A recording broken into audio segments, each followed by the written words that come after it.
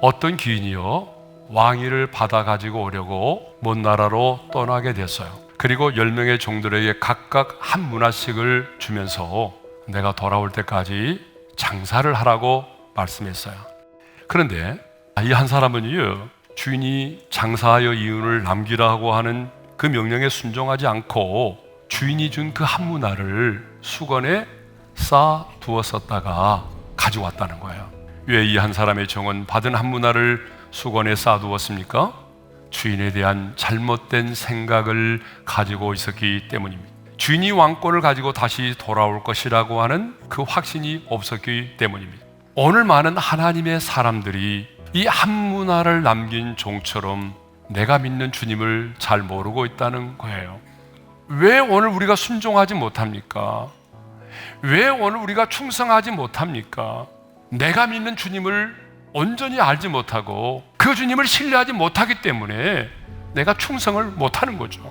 내가 주님을 온전히 알고 신뢰했을 때에 우리는 내 인생을 맡기고 충성할 수가 있는 것이죠. 돌아온 주인은요 결산을 하는데 오늘 본문에 보니까 2가지를 결산합니다. 그 첫 번째 결산이 뭐냐면 맡긴 것들에 대하여 결산을 하신다는 거예요. 15절을 보게 되면 주인이 돌아와서 종들을 부릅니다. 이것을 보게 되면 맡기면 뭐가 있다는 거예요? 반드시 결산이 있다는 거예요. 하나님은 청직인 우리들에게 맡긴 것들에 대하여 반드시 결산을 하십니다.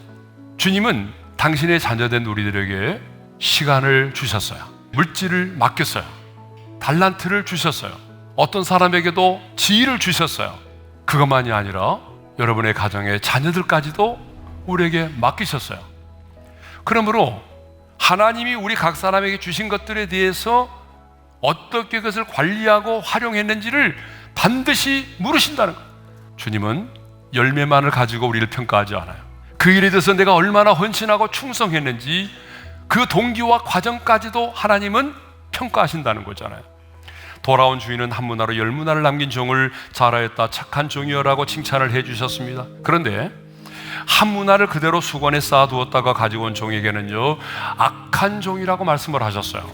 하나님의 눈에는요 누가 악한 자인지 아세요? 하나님이 우리에게 맡기신 것들에 대해서 충성하지 않는 자, 하나님이 우리에게 주신 것들을 바로 관리하지 못하고 게으른 자, 그러니까 하나님의 눈에는요 하나님이 우리에게 맡기신 것들에 대하여 잘 관리하지 못하고 게으르고 충성하지 않는 자를 하나님은 악한 자라고 말씀하셔요.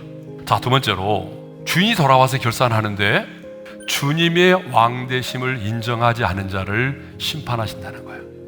우리 주님이 다시 와서 우리의 인생을 결산하는 그날에 하나님은 우리에게 맡긴 것들에 대하여만 결산하신 것이 아니라 예수님의 왕되심을 원치 않는 자들에 대해서도 하나님은 심판을 하신다는 사실입니다. 인자가 온 것은 잃어버린 자를 찾아 구원하려 하심이라.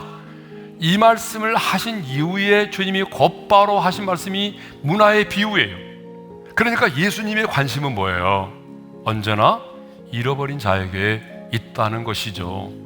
그러면 잃어버린 자가 누구냐? 하나님의 품을 떠난 자예요.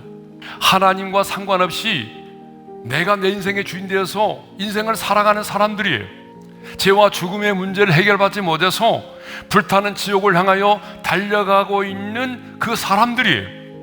하나님이 주신 그 한 문화로 장사를 하라고 하는 말은 하나님의 나라와 복음을 위해서 충성된 삶을 사는 것을 말합니다. 잃어버린 영혼을 구원하는 일을 말합니다.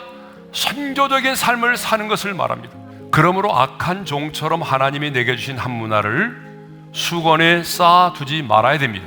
여러분의 살아온 인생을 후회하지 않기 위해서라도 하나님이 여러분에게 주신 시간과 물질과 지위와 달란트를 하나님의 나라와 복음을 위해 사용하시기를 바랍니다.